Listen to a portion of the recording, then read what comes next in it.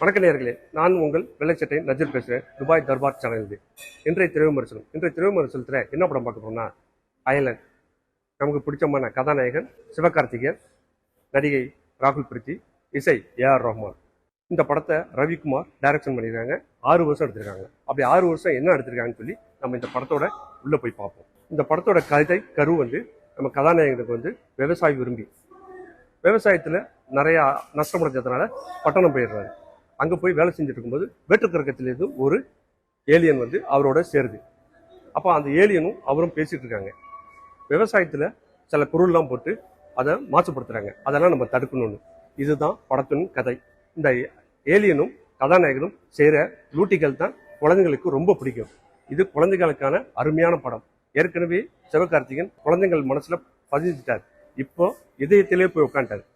இசை ஏஆர் ரஹ்மான் அருமையாக பண்ணியிருக்காரு. பேக்ரவுண்ட் மியூசிக் சூப்பராக இருக்குது. மற்றும் காமெடி நம்ம யோகி பாபு இருக்காங்க, கருணா இருக்காங்க, நல்லா அருமையாக பண்ணியிருக்காங்க. இந்த படத்தை பற்றி ஒரே வரியில் சொல்லணும்னா, அயலன் அழகானவன். நன்றி. மீண்டும் அடுத்த திரைவிமர்சனத்தில் சந்திப்போம். நான் உங்கள் வெள்ளைச்சட்டை நசீர், துபாய் தர்பார் சேனல்.